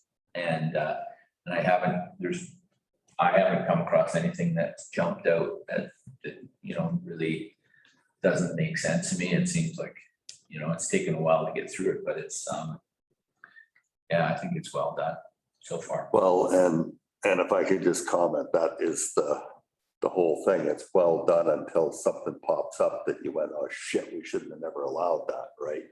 And that's what happened. Which is why we want input, right? Yeah. Of a So broad variety of people where they're looking at it basically for their own parcel. Most people are going to look at it for their own land or a project they're working on, right? Yeah. This works. Oh, that's weird. Why is that? Oh, I don't want that happening on my neighbor's property. It's hard to think about that ahead at this stage though. They're really, it's so if you go to the ALC 401.10.d agritourism activity, it says our bylaw permits a 700 meter square building or 700 meters squared for a building structures. And they say, yeah, no, it has to be temporary, like a tent can't be a permanent structure. Yeah, agritourism buildings, it's a farm use, but it's a regulated farm use, if that makes sense. So they don't want, the idea of allowing that use on ALR was to support existing farmers who have existing actual farm uses. And they would therefore use existing buildings that are already there that are being used for farm use. Because what was happening, especially down like around the mainland, is properties were being developed solely for agritourism. Buildings were being built specifically just for that. And farming became accessory, nothing at all. And the principal business was this massive market with go-kart racing and a restaurant and an area for a band to play. And am I making sense? So that was where their most recent updates, like in 2019, came from. So if I have a farm, I want to grow blueberries or Haskell berries, and I want to sell jams and jellies 12 months of the year, I'm supposed to do it in a tent when it's -20. I mean, these guys are idiots. They want you, Or it's in a they machine shed. keep a farm. Yeah. But if I keep a farm, I have to 25 acres, I have to wholesale my product. I just did that. Yeah, It's not enough money to live on. right. So I think, So, but if I marketed myself, yeah, I need a structure. Well, I could do the Ryan Airy Fruit World thing with a tent, but if you wanted to market stuff 12 months of the year, So the only reason that Jake DeWitt exists is because that structure's been there since before those guys ever got involved in anything. Yeah, yeah. So that's not, now they've come along and made it not allowed. Right. Well, there is a route. They do have tools, right? In scenarios, right? So you can apply for a non-farm use permit to establish something like that. And ideally what they're looking for is a small footprint. Like they want to preserve as much of the land as possible for farming. So in terms of making an application, right? Someone could apply for a non-farm use permit. Yeah. That. All right, so for the most part, that was my big concern about the LC was those ones that were zoned for country residential, that they don't end up with all these other rules as allowables on them. Okay, so you want minimum site areas, so not just campgrounds, but also, But it's just that country residential, usually, we have to find a way, like a lot of the times, their rules are 2 hectares, which I'm not sure if there's any of those PIDs that they listed that are 2 hectares. I don't have a map that says what they are. So I think we need to just have a look at it so that, you know, if they're 2 hectares, like for example, country residential, the guy at the end of Old Town, he's got, how much land has he got out there? He's got you're talking about 0, or are you talking about the guy right at the very right end? at the very end. Okay, All right, and he's own country residential, all right? But he put in his own septic because nobody put in sewer over there, so that's not what we were looking for, right? People next to the lake having a septic field, and where's that running to? Eventually it's in the lake, because it's all rock over there, there's right. little set, all right? But we allowed it because somewhere in our stupid zoning bylaws, it said that, you know, you don't have to hook it. You can provide water and you can provide septic, you can build a house. Well, he didn't say you had to hook up to the district, so he put in his own septic system and he built a house. So, and I don't know how big his piece is, so I'm assuming he's more than 2 hectares. Mhm. So they don't want to see him having a campground on the country. That's all I'm saying is you got to go through these PDIs. I'm not sure if he's in the ALR either. Like any of that. Well, it must have been in the ALR, some of it, because Todd had to apply to get it out. But So for the agritourism and the agritourism accommodation, so you have to have a farm first. And then, you know, so let's say you grew blueberries, and then you have to have an agritourism activity. So people are coming to pick blueberries on your farm, learn about blueberries, learn how to make jam or whatever. Then you can have the campground. So you have to have that farm first, right? You okay, have to have it first. Okay.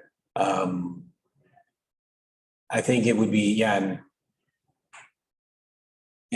I just don't see how he could get to the point that he could have this agritourism accommodation without a farm that is okay. significant.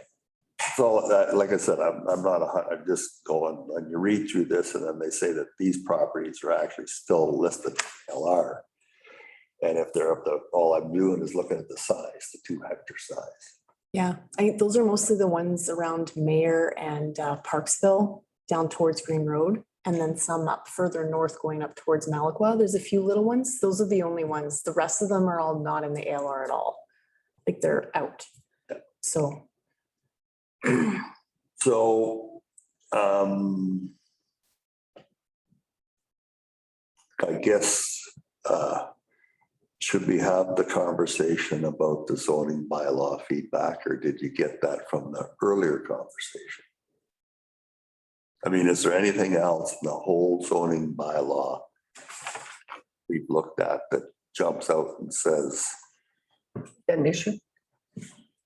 other than I'm gonna ask, as a planning and development committee, are we gonna recommend that the zoning bylaw has no use for a service station or gas station on the gateway downtown center?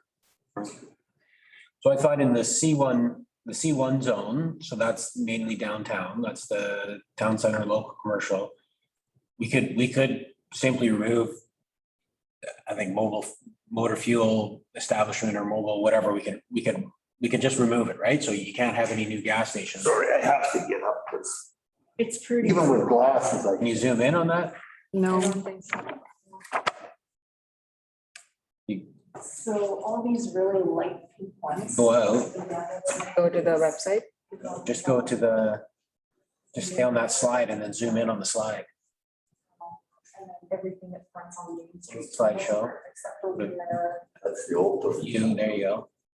oh, This is not, this is the this is new. a new drop zone. So except for where we're putting our housing, that's sort of, well, no, that's. So why is this, what is yellow? Yellow is multifamily. So. That's on the list. Yeah, Okay, so there's asking, yeah, that big parcel. that's asking, so this is brothers, that's that, so we have multifamily there. Are we leaving it as multifamily, or are we gonna try and make that pink for the future? Because Potentially, I mean, there's only one new building, yeah, the I blue mean, one. potentially, I mean, the town center land use designation supports high density family housing. So, I mean, that was drafted in there. There's existing multifamily kind of along there in a few of those lots. I'm just waiting to see feedback, like what do people say? Support that there or not? So It you gives see, us more multifamily. C1 is local and town center, so that's just here. This one, C2 is this all out there. Just the highway where they've already got access. Yeah. And what's this one? So that's local, right? So that's the Pepper Mall. Yep. And the hardware store. And so C1 includes those uses. It includes the shopping center, it includes retail, as well as contractor, minor. Yeah. So it all fits. The only issue was that we don't have multi-family in C1 right now. It's got a three unit apartment building on top. Right, which is fine. I No, prefer. that's good. It's actually, it's what we're telling the guy doing the Dairy Queen to do. is, Yeah, Exactly. put stuff up top. So. And what's the dark blue? Dark blue is civic, so those are the district's properties or other, like the RCMP. The RCMP, ambulance, school, district. Okay, these ones we just bought. This was the, Okay, or Post office. 17 or whatever. yeah, well, these ones we just left as pink, except for a little chunk in the back that we were anticipating this one to be part of that, unless that's changing, right? So we know we can fix that. And then that's but we can change that too. Once we get to council. So if we remove, even if you just remove fuel, so not 100% certain about the definition of maintenance and service. I mean, that could be a bicycle repair shop. I don't know Yeah. what fits into. That was what I wanted to ask you, like, to what level, right? Because it could be, we could do like a major and a minor, like what's been done with contractor services, for example. But we don't want to Major. boat repair shop on. Yeah. No, but like, what do you think about motorcycles, right? Or boats, smaller craft, right? Canoes, rowboats, kayaks, paddleboards, We've already got CDOT there. bicycles. Yeah, I'm not sure how long they're gonna survive there. I don't think CDOT is currently not zoned for that, and it's the draft zone doesn't recognize it. Yeah. CDOT would be more. So I would say, is there a way that we can make it repair and maintenance of small motorized vehicles? And like mopeds or motorbikes, but not, you don't want to see a boat repair shop where a guy's pulling in with his weight center. Mountain Park actually was gonna be a repair shop for Sea-Doos and side-by-sides and stuff like that.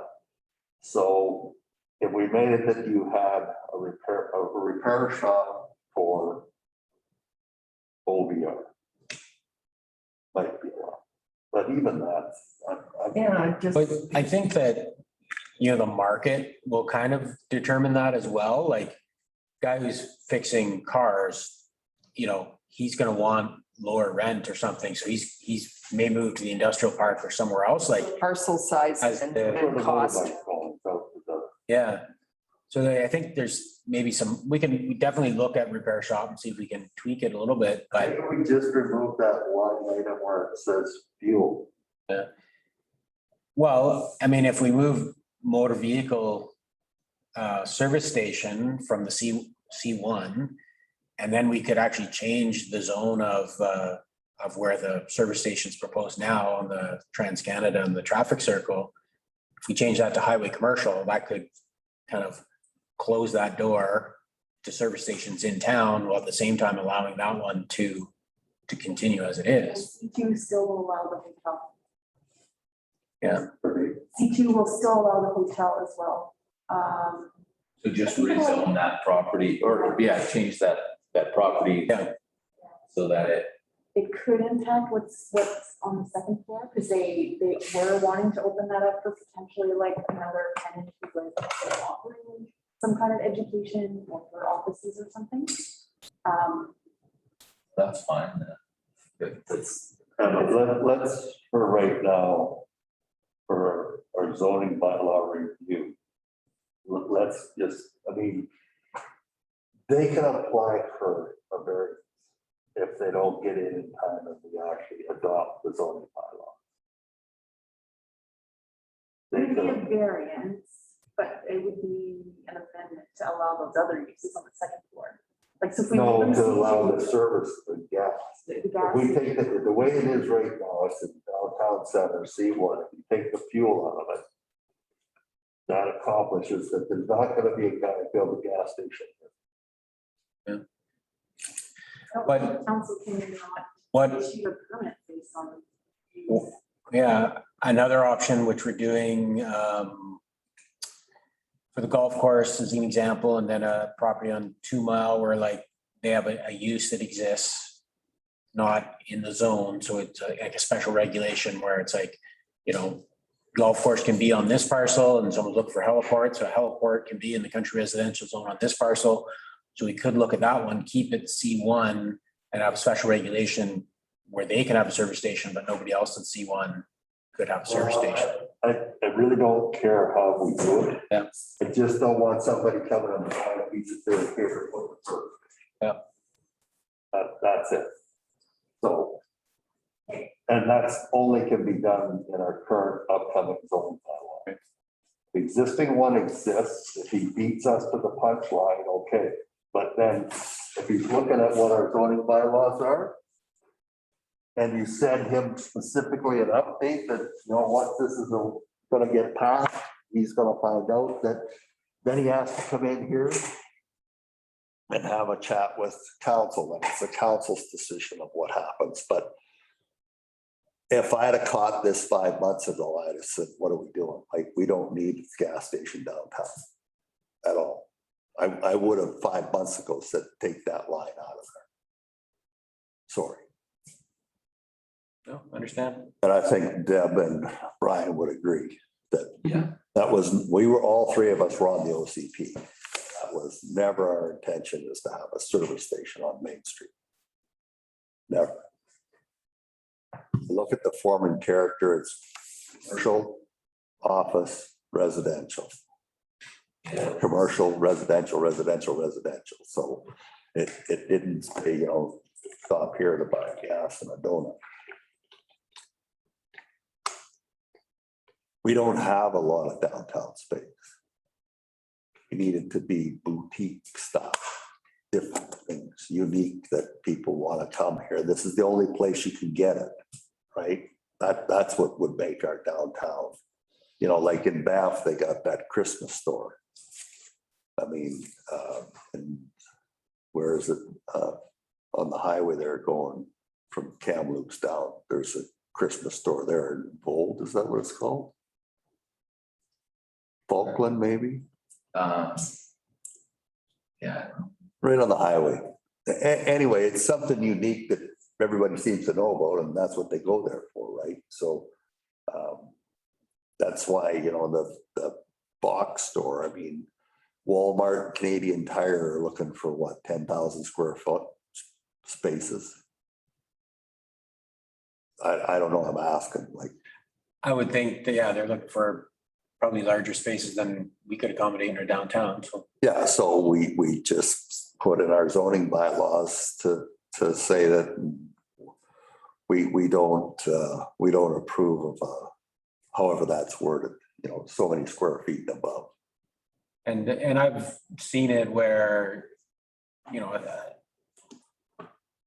medical marijuana production facility, that was a thing, you know, back a while ago, and some advice was you can't prohibit it. You can't say none in your town. What you can do is make it so difficult to find a parcel that it would actually Accommodated. accommodate it that, yeah, they could just never come into your town, so. Well, right now you have one owner, and if he decided to take all the lot lines off of his, I could see Walmart wanting to be there. I mean, not that there's a Walmart in Salmon Arm. I don't see a Walmart here or a Canadian Tire yet. But you gotta think down the line. Yeah. Yeah. And that's what we're trying to do, is look forward. So in the zoning bylaw, if we go back to that one table where it basically, if we can eliminate the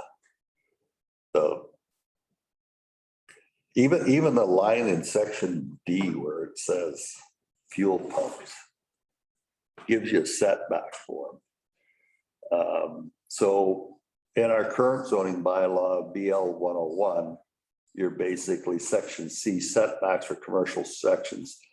Point number 5, fuel pumps 35 meters. If it just says fuel pumps not allowed, or they're an exclusion. Yeah. The rest of it is probably fine. Service and repair establishments that, you know, you don't see, like you said, a garage setting up because we're hoping the property value is too high for a guy to set up a garage. So if we just can, in our new zoning bylaw, remove that allowed use, fuel pumps, I think Yep. we cover it. That's just my opinion. Yeah. And then everything else is still allowed, Yeah, we could do that. just for the C1 downtown center. And it should include, well, I didn't realize that the gateway was part of the C1, but it is.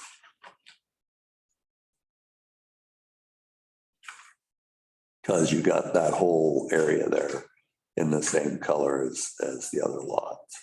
You just got the public uses blue and not taken out.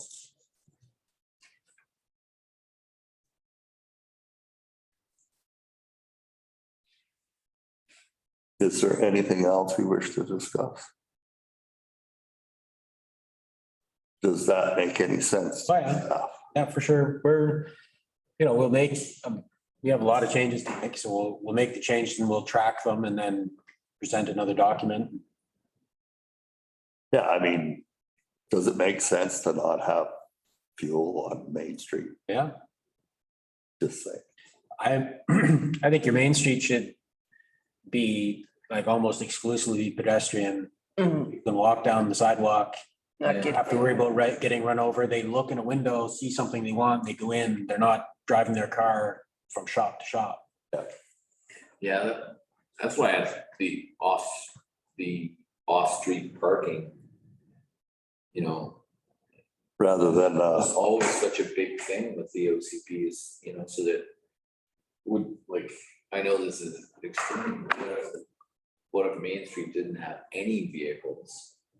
It was all walking at some stage that, I think that's great, right? You know, and then you have people parking off street, it'd be great. Obviously, we're ways from that, but, yeah. Monday nights or, you know, Yeah. like market night downtown. It's a great thing, but, and I think that, we're gonna get so penned in here because of that ALC, because of the lake, the mountains and everything like that. It's not gonna be long before we're running out of room. It would be nice to have some of these rules in place before that happens. Yeah, and that was part of our vision was, looking forward and seeing growth. And the way it had gone on, I mean, there's a structured subdivision called the Tree Streets. And then there's the next Tree Streets down was divided at the south side of Capel there, which was where Cottonwood and Oak and all those were. That was another structured subdivision. And then you got somewhat of a structured subdivision where Larry Goudreau is, Yeah. what do you call it, hemlocks, all right? But you look at the rest of it. Holy crap, what kid with a crayon drew that stuff up? Like there's no, and that's what's made development virtually impossible is just the structure of those lots. Like you take Brian Labour's property, I mean, that 16 acres that was not attached to the road or anything and needed an easement into it was the guy gave him 16 acres of land because they were playing cards and he lost a bet. And so he said, here's 16 acres. Gave him, carved it out, middle note. They had to give him an easement to get through the property because he had no access. And there's lots of properties in this town with no access. So it's, like I said, it's an insurmountable mountain to get over top of. And if we don't get it right this time, it's gonna bite us. Like this property and our current bylaws have bit us 3 or 4 times already. Even though you think that place is cheap with the yellow door.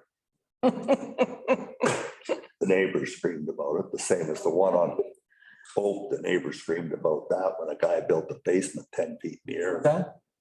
That little park, I don't think it's a park model. It's the smallest model you can get with the yellow door. Yeah. Mini home. It should have been on wheels. My 5th wheel's bigger than that thing. I think it's like 900 square feet. I looked into them. I was curious for myself, but yeah. Nothing wrong with small homes. Exactly. Well, there's nothing wrong with small homes and everything around it was developed at a different stature. And then you plunk that one in there. That's just wrong. And that's why we needed to have some consistency. I got nothing. I mean, I like the idea of the carriage houses. I mean, I think it's great. I hope that somewhere in our thing, we get it that you can have a carriage house and you can tie into the existing septic system that's there. You don't have to put in a separate line. I mean, that's. You can. Mhm. Well, there was one property they tried to do it and it wasn't allowed. Yeah, well, Scott can talk to this a little more, but it changed that. If change the policy on that, so. Which one's that? So that if you have your house is septic, your sewer line comes out and you've got a garden suite or a carriage house, and that line from that can Y into that existing line as long as there's backflow preventers. That's permissible in Sycamoose, Okay. which is the way it should be. You don't want to pay another, you don't want to pay a whole other service, for such a small unit. Well, then you're Looking at it for short-term rentals only, they'd have to put in a separate line so they could be billed separately, just a short-term rental. But if it's housing, it'd be under the same. Yeah, I think the intent is to make long-term rental on your own property really attractive and less expensive. I think that's really important for, everybody does. It's because our problem is we have a lot of people that own houses in Sycamoose, but they live in another province and then no one, and it's short term and no one's dealing with that at all. But if you have a family there and they have a mortgage held in the backyard and that creates more housing, it's great. It's a great thing, long-term rental. Anyway, all right. So if there are no further discussions, then we're I'm just gonna ask, like, so with, at what point are we going to revisit the healing center housing? Like, you know, is that's for tonight that's being put up, or it's just you guys getting started, or? I think that's for council. Yeah. Okay, And- curious. And there's no decisions made until council figures out what Yep. the cost is, because we have to pay for everything. It's not like we just gave them $1 million worth of property. We gotta pay the $2 million service. So. Yep. And we weren't sure. I was the guy that said that the services can't come off Main Street, because then that road will never go away. Because even the dentist said at some point that building and that property he has should be tied into what Main Street looks like. Maybe it's 5 years from now or 10 years from now. I don't know. Like, you know, maybe because it is a medical building. It could probably house dentists. I think that our facility over there already housed dentists. So long as they're in that medical healthcare profession, that's allowed in that building. So when we talked about this, when we were doing the OCP before he bought that property, he was hopeful that somebody was going to actually build this wellness center, and he would have went in there. He just wanted out of the mall, that's all.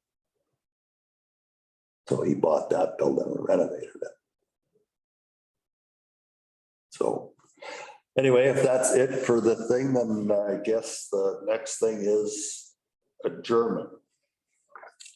So a recommendation that the Planning and Development Committee meeting for September 22nd, 2021 be adjourned, the time being 12:04. Over, yes. Seconder, yes. All in favor, yes. Appreciate it. I hope we didn't beat you up too bad. Oh, Now, so just as a side note, hold on, is the thing off? no, but that's okay. It's just, I've got to leave Microphone. it.